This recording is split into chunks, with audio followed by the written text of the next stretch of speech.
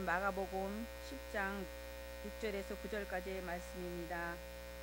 창조 때부터 사람을 남자와 여자로 지으셨으니 이러므로 사람이 그 부모를 떠나서 그 둘이 한 몸이 될지니라. 이러한즉 이제 둘이 아니요 한 몸이니 그러므로 하나님이 짝지어 주신 것을 사람이 나누지 못할지니라 하시더라. 아멘.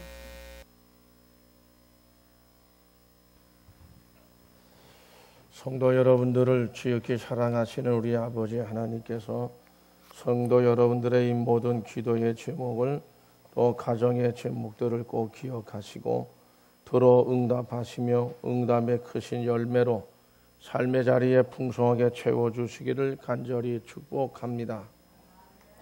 오늘 우리 5월 두 번째 주일을 맞이한 성도 여러분들과 가정에 우리를 사랑하시는 주님의 내리시는 은총으로 넘치도록 함께하여 주시기를 간절히 축복합니다. 오늘은 어버이날이면서 가정에 대한 말씀을 찾아가면서 묵상하고자 합니다. 주시는 말씀의 능력과 지혜로 가정을 구성하는 모든 가족들에게 말로 다할 수 없는 복으로 넘치게 하여 주시기를 간절히 축복합니다. 성도 여러분, 누구에게나 가정은 있습니다. 부정할 수 없지요. 나는 가정이 없다. 현재 가정을 이루지 못했다고 해도 원래 가정에 있던 사람들이죠. 그런 삶을 살아왔습니다. 가정은 인류 역사에 있어서 가장 오래된 공동체이고 가장 견고한, 쉽게 흐트러지고 무너지지 않는 사회 제도에 있어서의 기초라고 생각할 수 있습니다. 사슴이 떼를 짓는 동물로 이렇게 유명한데 새가 무리를 이루는 동물인 것처럼 사람은 가정을 갖는 동물입니다. 성경에서 가정은 하나님께서 만들어 주신 것으로 증언하고 있습니다. 가정은 하나님이 만들어 주신 것이다. 우리가 서로 좋아서 우리가 만드는 것이 아니고, 그래서 창세기 2장 18절 말씀 보면 다 같이 함께 같이 읽어보실까요? 여호와 하나님이 이르시되 사람이 혼자 사는 것이 좋지 아니하니 내가 그를 위하여 돕는 배필을 지으리라 하시니라. 아멘.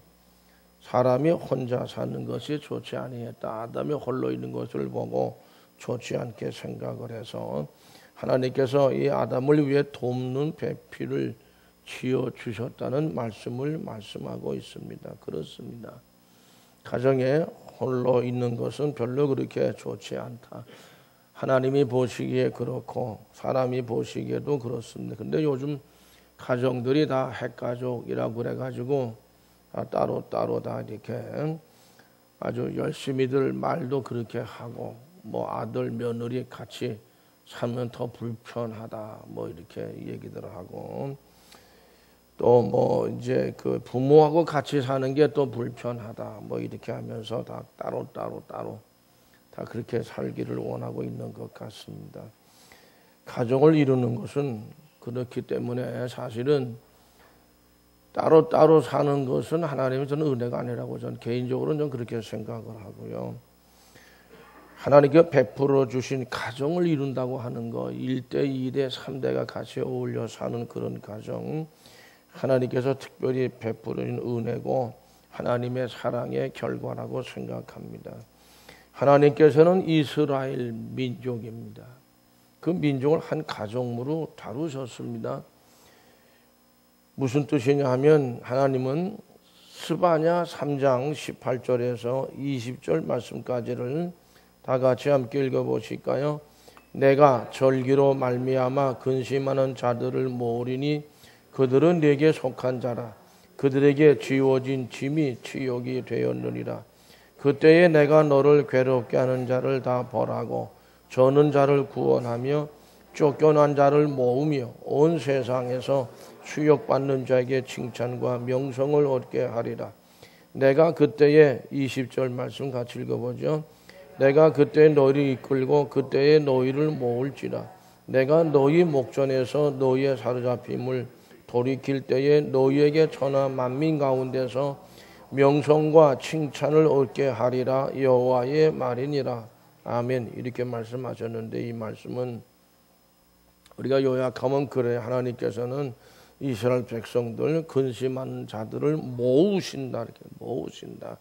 쫓겨난 자들을 모으려 하신다는 말씀으로 하나님은 이스라엘 족속들을 흩어진 인간들을 한 곳으로 다 모은다. 이제 결국 그건 한 가족으로 한 가정으로 모아 들이신다는 그런 말씀으로 하나님은 그런 하나님인 것을 말씀하고 있습니다. 그렇지 않습니까? 명절 되면 흩어져 있다가도 다 모여듭니다. 뭐 구정이니 뭐 해가지고 우리나라는 뭐 여러 가지로 많은 뭐 추석도 그렇고 모이는 곳이 가정입니다. 모이지 않는 가정이 되놓으면 퍽 외롭고 쓸쓸합니다. 마태복음 23장 37절에서도 예수님께서 말씀하시기를 같이 읽어보시죠. 예루살렘아 예루살렘아 선지자들을 죽이고 네게 파송된 자들을 돌로 치는 자여 암탉이 그 새끼를 날개 아래에 모음같이 네가 네 자녀를 모으려 한 일이 몇 번이더냐. 그러나 너희가 원하지 아니하였도다. 탄식하셨습니다. 어떻게든지 모아 드리려고 하셨어요. 가정은 어떻게든지 모여야 되고 교회도 어떻게든지 자꾸 모여야 됩니다. 나중에 말씀을 또 나누겠습니다만은 교회는 어쨌든 문을 잠궈서는 안 된다. 뭐 연휴가 되고 공유된다 하더라도 교회는 사람들이 모이는 곳이 예배가 없다 하더라도 어쨌든 교회는 사람들이 성도들이 자꾸 모이는 곳이 교회가 돼야 된다. 그렇게 생각합니다. 가족적인 개념에서도 그렇습니다. 예수님은 이 탄식 속에서 암탉과 병아리의 가족을 인용한 그런 모습으로 말씀을 하신 거예요. 암탉이 병아리를 모으려고 하지 않습니까? 바울은 교회를 한 가정으로 말씀하신 부분들이 있습니다. 고린도 교회가 많이 분쟁을 했습니다. 그때의 고린도전서 3장 6절에서 다 같이 읽어보시죠. 나는 심었고 아볼로는 물을 주었으되 오직 하나님께서 자라나게 하셨나니. 그렇습니다. 이 말씀의 표현은 교회의 사역자나 성도들이 모두가 다 하나님을 중심으로 한 가정과 같아서 맡은 것이 있어요. 심는 사람, 물을 주는 사람, 자라나게 하는 하나님, 다 그렇게 한 가정과 같은 모습으로 그렇죠. 서로 같이 함께 위로하고 또 용기를 주고 격려를 하면서 같이 성장해 가고 새로워져 가고 힘써 미래를 향해 나가는 그 모습이 가정의 진정한 모습이라고 하는 것입니다. 노벨 문학상 수상자지요. 1957년도에 수상이 되어 있는데 알버트 까미라고 하는 그런 분이 계십니다. 근데 이분이 1960년도에 교통사고로 사망했습니다. 그가 죽기 얼마 전에 쓴 그의 노트에 이런 글이 적혀 있었다고 그럽니다. 나는 알제리아에 계신 어머니를 잊을 수가 없다. 아마 알제리 출신이었던 것 같습니다. 나는 어머니의 눈동자를 바라볼 때마다 뜨거운 눈물이 솟아났던 기억을 한다. 그가 죽기 며칠 전에 그의 노트에 그런 글을 적어놨다 그런 것이죠. 그의 어머니는 여러분 어떤 분인지를 아시는 분 계십니까? 귀가 들리지 않는 어머니였습니다. 그러니까는 근데 아버지 없이 어린 두 아들을 키웠다. 그 중에 한 아들이 까미라고 하는 사람입니다. 쓸쓸하고 또 어렵고 괴로운 가정에서 까미는 자랐지만 죽기까지 누구를 기억했어요? 어머니입니다. 어머니는 곧 뭐예요? 가정의 대명사라고 얘기할 수도 있습니다. 가정의 따뜻함을 기억하고 있었다. 여러분들의 가정의 따뜻함을 느껴지십니까? 그렇습니다. 가정이란 아기의 울음소리, 어머니의 노래소리, 그런 소리들이 울려 퍼지는 곳, 울려나는 곳이 돼야 된다고 생각을 합니다. 가정이란 따뜻한 심장과 행복한 눈동자가 같이 함께 기쁨을 나누는 그런 곳이고, 가정은 서로의 성실함과 따뜻한 정의, 도움이 또 만나는 그런 곳이라고 생각하고요. 가정은 어린 것들의 처음 학교, 처음 교회, 거기서 이 아이들이 무엇이 바르고 무엇이 사랑인지를 배우는 것이 가정이 돼야 된다. 근데 왜 오늘날은 다 따로따로 살려고만 하는지. 그러니까 뭐 사랑이나 무엇이 바르고 무엇이 옳은지 사랑인지를 잘 배우지를 못합니다. 배운다 하더라도 짧아요, 얇아요, 깊지를 못합니다.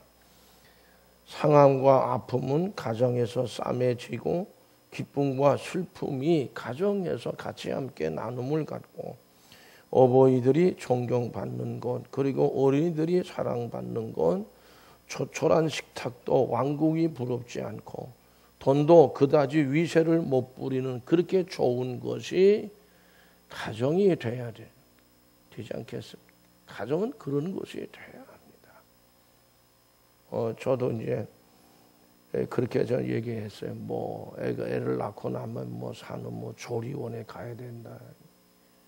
아니 어떻게 애를 낳아서 부모나 할아버지, 할머니 손에서 먼저 안기고 거기서 자라나야지 남의 손에서 자라나야 됩니다. 저는 아주 보통 불만이 많은 게 아니에요. 요즘 세상이 인간의 가치관이요. 인간의 가치라고 하는 게 전부 돈으로만 계산하는 이런 세상이 됐다고 말해요. 이거 잘못된 거로 저는 생각합니다. 근데 요즘 여러 가지 이유는 있겠지만은 여러분 정말 꼴 보기 싫은 게 그 인공수정이라고. 인공수정에 의해 자녀를 얻는 경우가 뭐 많습니다. 지금 얘기 들어보면 인공수정을 위해서 남성의 정액이 있어야 하는데 정액은행이라는 것도 있다. 현재 3만 명분의 정액이 냉동돼서 컴퓨터로 분류가 되어서 보관되어지고 있다. 천재들의 어느 여성이든지 한 5만 원 정도만 주면 정도의 값을 지불하면 체격이 좋고 눈의 색깔이 새까맣고 눈동자가 머리 색깔, 피부 색깔 다 구별해가지고 살 수 있다. 그것을 녹여가지고 주사기로 혼자 주입을 하면 인공수정이 된다는 거예요. 거기에 무슨 애정이고 사랑이고 뭐 기쁨이고 행복이 뭘 찾아. 전부 상업화됐어요. 완전히 상업화돼버렸어요. 좀 이상한 이야기지만 불량품은요 사전에 걸러낼 수도 있대요. 정액 중에서 불량품은 이게 뭐 하는 짓들인지 몰라. 그래서 우리가 이제 자연적인 결혼 관계로 인해서 아이 태어날 때 불구라도 장애를 얻다가도 뜨거운 사랑으로 키우는 게 어머니고 아버지, 부모예요. 근데 불량품은 걸러내버린다는 거죠. 그래서 아주 건강한 아이를 낳을 수 있다고 합니다. 이미 천재들의 정자가 수없이 냉동되어 있다고 합니다. 더 나가서 이런 게 있대요. 1천년 후에 태어날 여성을 위해서 그때 가서 어린아이를 낳고자 하는 그런 여성을 위해 현재의 정자를 1천년 동안 보관해서 그런 여성에게 줄 수도 있다는 거예요. 앞으로 인간 세계가 과연 어디까지 달라질 수 있을까? 저는 아주 비관적으로 봅니다. 성도 여러분, 이런 시대에 부부간의 어떤 윤리적인 모습, 부모 자녀 간의 도덕성, 그리고 복잡한 어떤 심리적 관계가 얽혀서 과연 우리가 생각하는 따뜻함, 사랑, 행복, 성애에 대한 문제 등 모든 하나님이 세워놓으신 인류의 질서를 파괴하는 그런 모습으로 인간의 미래는 지금 먹구름 속에 가려져 있는 것이 아니냐. 아주 저는 이 문제 심각하다고 생각합니다. 성도 여러분, 과거 수백만 년 동안 인류가 지금까지 이 지구상에 존재해 왔습니다.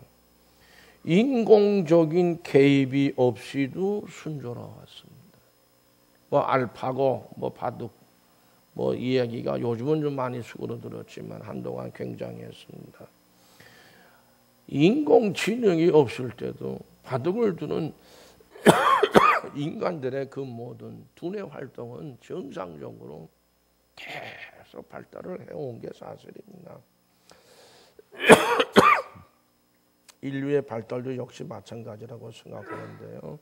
과거 수백만 년 동안 인류의 발달은 인간이 뭐 어떻게 해서 뭐가 이거 없어요. 그런 개입 없이도 순조롭게 지금까지 진행되어 왔어요. 남녀는 고루 탄생되고 오히려 인간들의 인공적인 개입 때문에 해서 남녀의 성 비율이 차이가 났지. 내비두면 똑같다는 거예요. 그냥 내비두면은. 인종의 다양성도 발전적으로 극복이 됐다고 저는 생각합니다. 우열의 균형도 잡혔어요. 미국의 흑인이 대통령이 됐습니다. 뭐 여성들이 뭐 높은 자리 무슨 장관 많이 차지하고 있습니다. 고르게 다 균형이 하나님에 의해 다 잡혀졌단 말이에요. 하나님의 섭리를 인정하든 안 하든 그 모든 것이 어떻게 보면 우주의 신비로운 법칙대로 이루어져 왔는데 인공적으로 뭐가 이게 들어가기 시작하면서부터 오늘날에 뭐 옥시인지 뭔지 뭐 나는 옥시라고 그래서 옥시성을 가진 사람인 줄 알아서 그랬더니 그게 무슨 회사 이름이더만. 종의 미래를 우리 인간의 종이든 동물 다른 어떤 동물의 종이든 식물의 종의 미래를 하나님의 손에서 이것이 발달하고 이제 섭리로 이루어져 가야 되는데 인간의 손으로 결정할 수 있다고 하면 과연 인간이 행복할 수 있겠느냐? 없을 거라고 저는 생각합니다.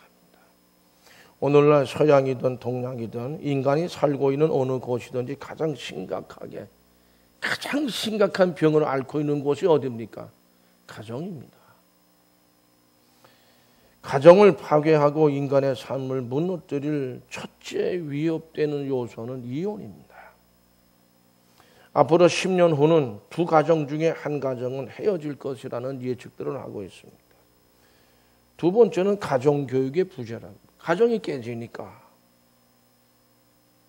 사회의 청소년 문제는 모두가 가정교육이 상실된 결과로 나타나는 것이라고 교육학자들이 말합니다.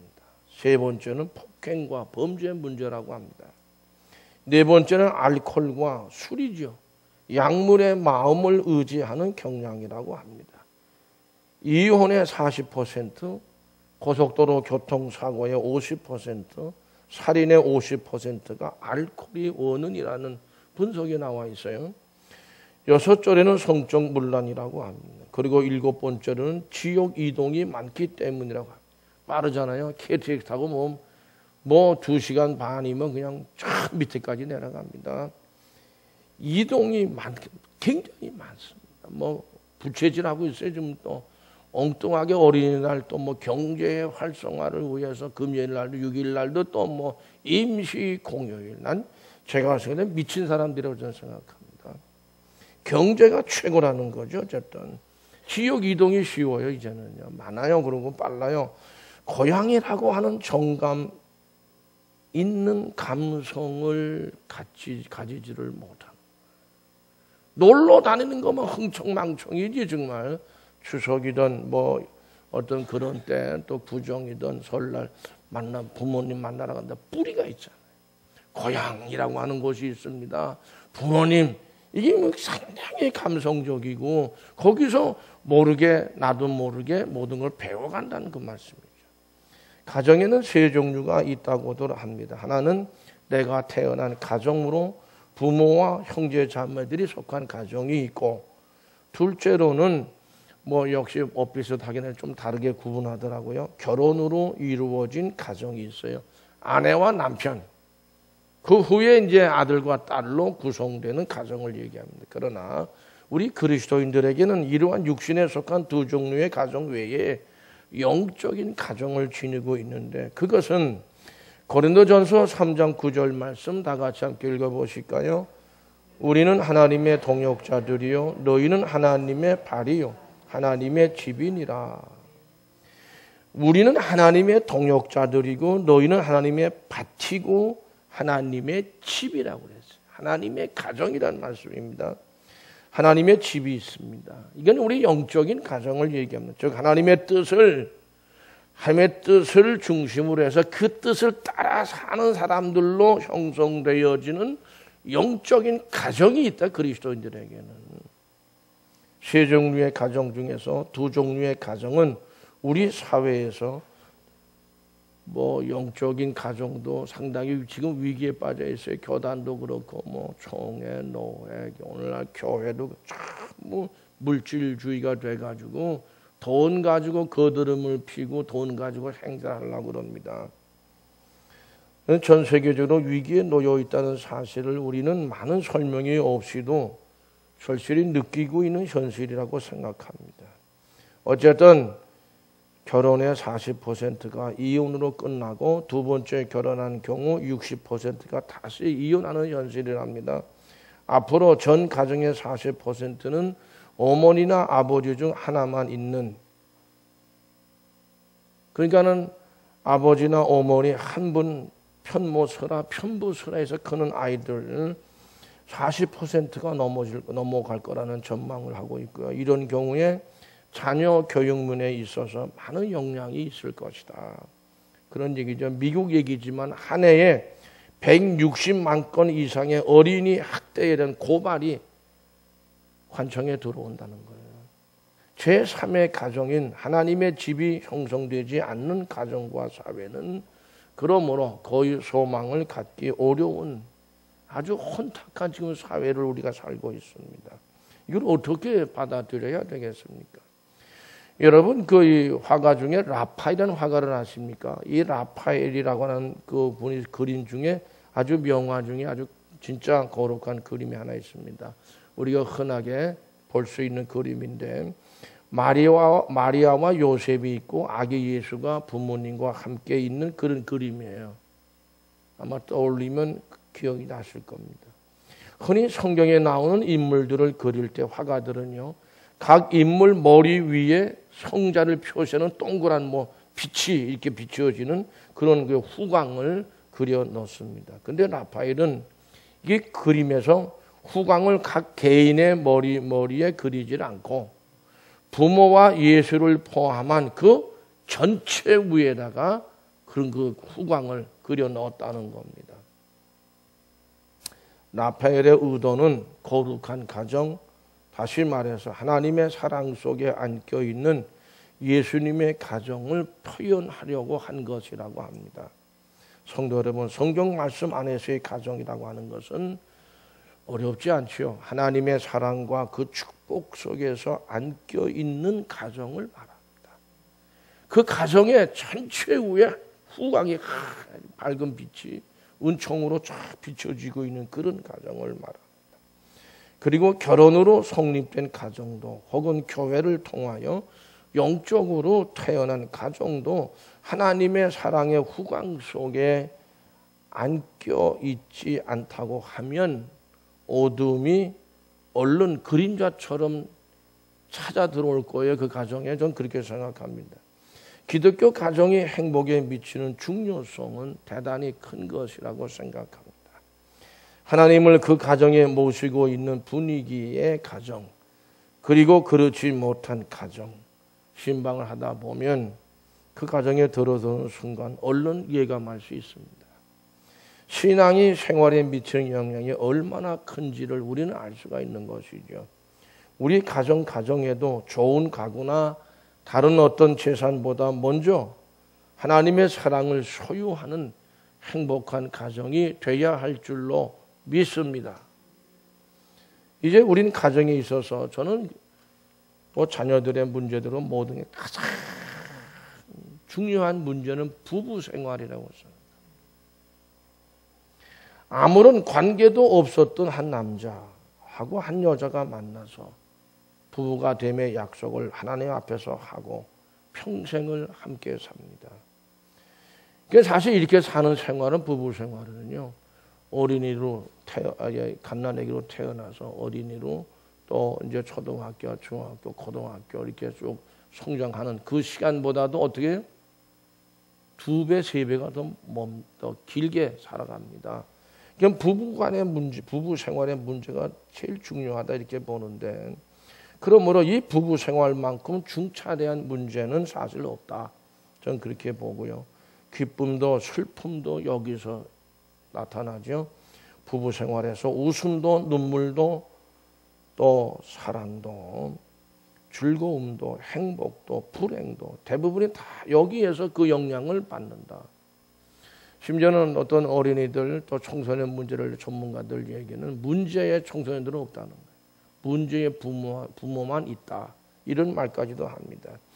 만일 어떤 사람이 자기의 직업 면에서 아주 크게 출세를 하고 돈도 많이 벌고 성공을 했다고 해도 부부 생활에서 실패하면 인생의 평균 점수는 성공했다.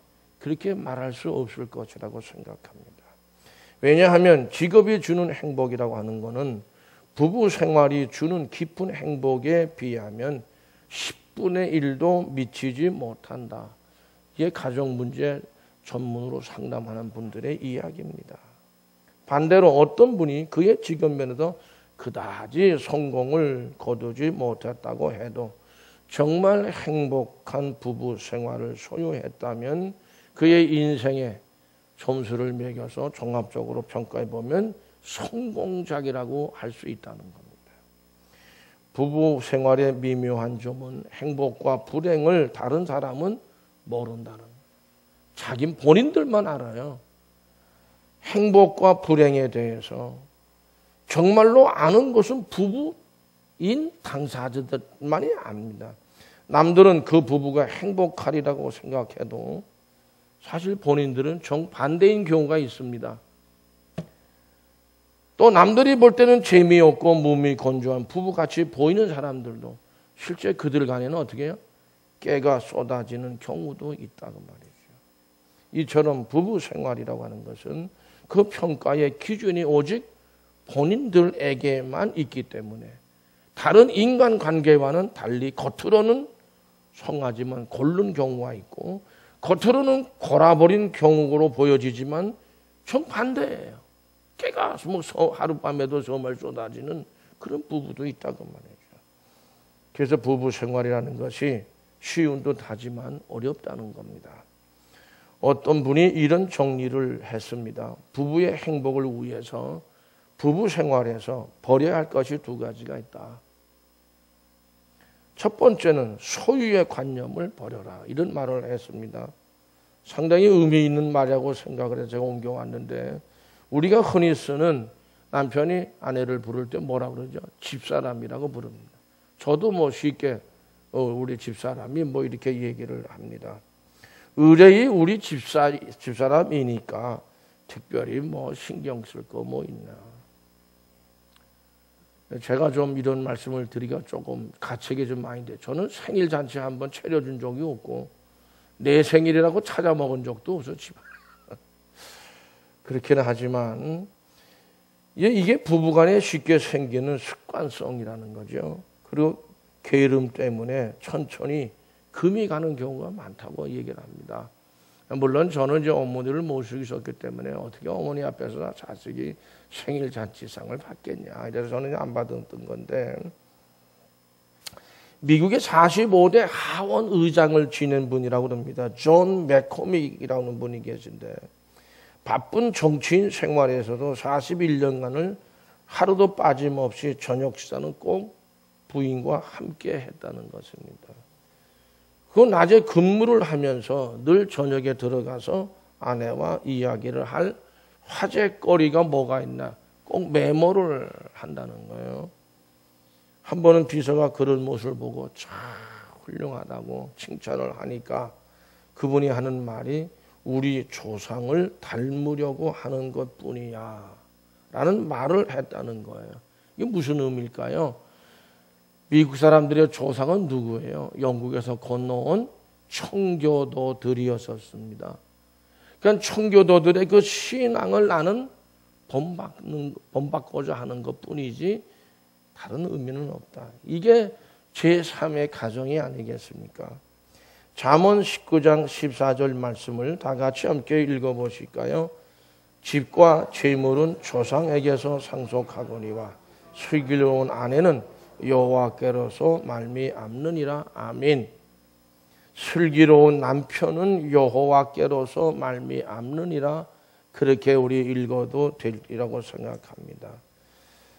남편도 역시 마찬가지인데 만일 임금님으로부터 어느 남자가 청년이 있어서 아내를 받았는데 공주, 임금의 딸을 줬단 말이죠. 그러면 이 남편 된 이 남자가 청년이 얼마나 신경을 쓰겠어요.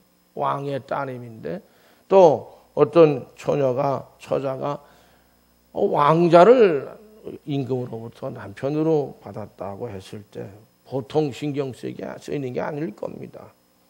그런데 아내와 남편을 하나님으로부터 받았다고 한다면 더욱 소중히 여겨야 하지 않을까. 이것이 부부간에 성경 안에서의 참다운 신앙생활이라고 저는 믿습니다. 너무 오늘날은 이기적이에요. 두 번째로는 부부는 부부지만 역시 남남이라고 하는 생각을 버리라는 말을 합니다. 저 사람은 저 사람이고 나는 나다라고 하는 이원론적인 생각은 버려야 되는 것 아닌가 생각한다는 거죠. 이걸 정리한 분의 얘기예요. 오늘날도 보니까 젊은 부부들은 네가 버는 돈은 네가 쓰고 내가 버는 돈은 내가 쓰고 거기서 얼마 뛰어서 중간에 공동 비용은 따로 이렇게 더 쓰고 이런 얘기 하는 젊은 부부들이 있는 것 같습니다. 저는 그거 아니라고 저는 생각합니다. 아니라고 생각하고 여러분 미국 사람들이 흔히 쓰는 말이라고 하는데 My better half라고 하는 말을 흔히 쓴답니다. 의미가 뭐냐면 나보다 더 나은 반쪽, 나보다는 더 나은 높이 있는 반쪽이라 이런 의미의 말이라고 합니다. 이게 무슨 시드니라고 하는 사람이 처음 쓰기 시작했다는데 나의 아내, 나의 남편이 나보다 나은 반쪽이라는 어떻게 보면 아주 평범한 말이지만 참 어떻게 보면 마음에 뭐가 푸근해지는 그런 느낌을 갖게 됩니다. 그 의미는 이렇게 생각합니다. 가깝고 흠이 없는 사이일수록 그 애정의 밑에는 존경심이 흐르고 있어야 한다는 뜻이 아닐까. 흔히 동양의 미를 이야기할 때 중국의 미는 형에 있다. 형체. 그 사람들은 크게 굉장한 색깔을 집어넣어 만들고 일본의 미는 색에 있다고 얘기들을 합니다. 한국의 미는 어디에 있다고 들으셨을 텐데 선. 어떤 선이 쭉 선이 가잖아요. 선에 있다고들 얘기합니다. 지붕에 뭐예요? 원래 한옥집에 추녀 끝에 싹 이렇게 올라가잖아요. 그런 선에 있다는 거죠. 저고리에 동정이 선이. 그 다음에 섭, 길섭이라고 하는 여기 이렇게 올라간 거. 이런 것들. 그리고 갓을 쓰는 거 있잖아요. 그 다음에 무덤에 봉분. 선이에요, 선. 자연으로 점점 나중엔 돌아간다는 선이거든요. 한국의 미는 그래서 대표적으로 선으로 표현된다고 말합니다. 이런 선의 아름다움은 한국 사람들의 정신 구조를 이루고 있어요. 애정에도 그대로 적용된다는 것입니다. 아내가 길 떠나는 낭군을 남편을 전송을 하는데 서양 사람들은 어떻게 해요? 잘 갔다 오라 끌어안고 그냥 키스를 하고 열심히 갔다 성공하고 돌아오라 그러고 근데 한국 사람들은 어떻게 해요? 그 아내가 어떻게 해요? 문간에 서서 손도 안 흔들어 물끄러 시선이라는 게 그걸 시선이라고 그래요. 시선으로 눈물을 머금고 시선만을 가지고 남편의 뒤를 한없이 안 보일 때까지 계속 보고 있는 사랑이 부족해서 아니죠. 더 깊은 애정이 그 선에서 계속 따라가는 거예요. 이 애정의 시선이 쫓을 수 있는 그 밑바닥에는 뭐가 있어요? 존경입니다. 존경입니다. 남편에 대한 존경이고 남편은 아내에 대한 존경심이겠죠. 그러기에 존경은 선을 그 미라고 한국의 미라고 대표 얘기하는 그 선을 뒷받침하는 어떤 분이 그런 말까지 이념이다. 그런 말까지 했어요. 그러므로 에베소서 5장 28절을 다 같이 함께 읽습니다. 이와 같이 남편들도 자기 아내 사랑하기를 자기 자신과 같이 할지니 자기 아내를 사랑하는 자는 자기를 사랑하는 것이니라. 자기 아내를 사랑하는 자는 자기를 사랑하는 것이라.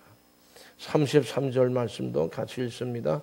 그러나 너희도 각각 자기의 아내 사랑하기를 자신과 같이 하고 아내도 자기 남편을 존경하라.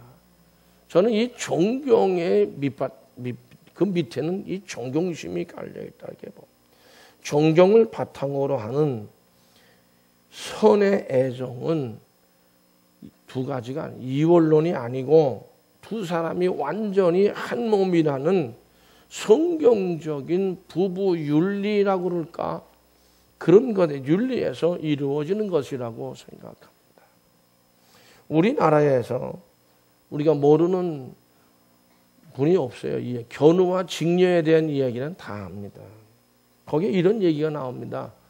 견우가 이제 직녀에게 말을 합니다. 직녀여, 여기 반짝이는 모래밭에 돋아나는 풀싹을 나는 세고 헤아린다 그거죠. 하여 구름 속에서 그대는 배틀에 북을 놀리게, 그냥 배를 짜본 사람만 북이 뭔지를 알아. 어쨌든 이 북을 놀리고 뭐 있으라는 얘기죠. 눈속 같은 반달이 중천에 걸리는 7월 칠석이 돌아올 때까지는 나는 검은 암소를 먹이고 직녀여 그대는 비단을 짜게. 이게 무슨 얘기겠어요? 눈앞에 보이지 않는 님이지만 견우에게는 직녀가 지금 보이질 않아요. 만나는 날을 풀삭으로 헤아리고 있고 그날이 오면 님에게 우유를 먹이겠다고 암소를 키우는 것이 견우입니다. 그날을 기다리는 거예요. 1년에 한 번 만난다고 그러지 않습니까? 그날이 오면 님에게 비단 옷을 입히겠다고 배틀에 북을 놀리는 그 사람이 직녀입니다. 참으로 아름다운 한국인의 서사시라고 한국말을 잘하는 어느 미국 사람이 그렇게 표현을 했다고 그럽니다. 견우와 직녀의 이야기는 뭐라고 표현하시겠습니까? 사랑의 인내를 말하는 것이라고 표현해서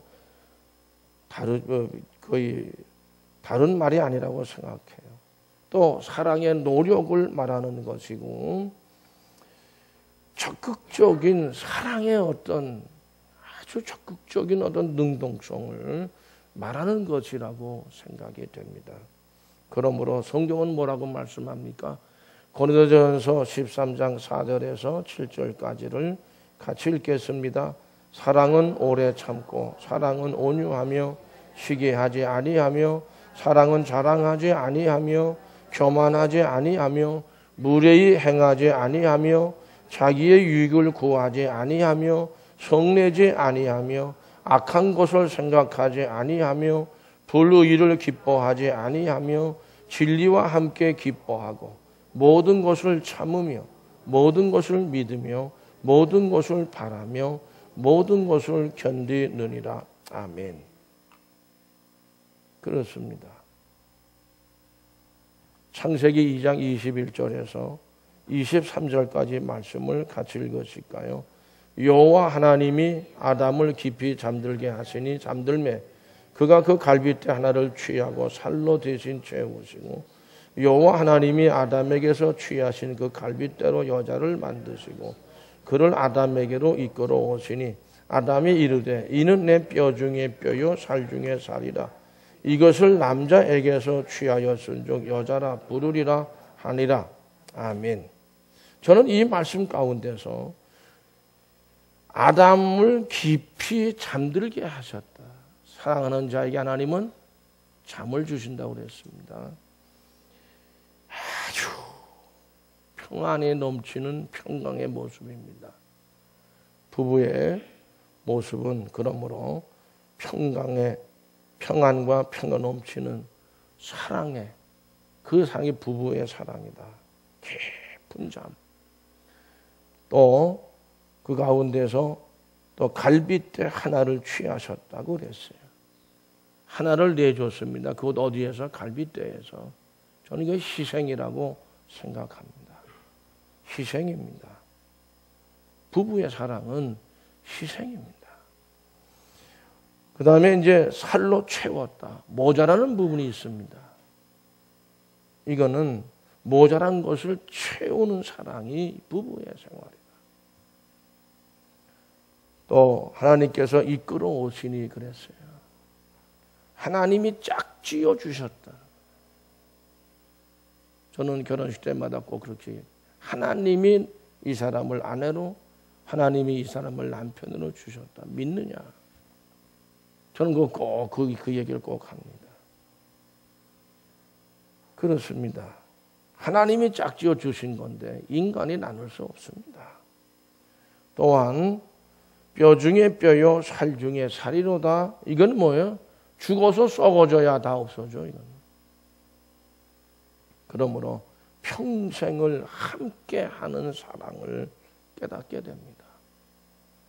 복된 가정을 이루는 은총이 귀한 하나님 말씀을 통해서 성도 여러분의 가정에 넘치시기를 간절히 축복합니다. 기도하시겠습니다.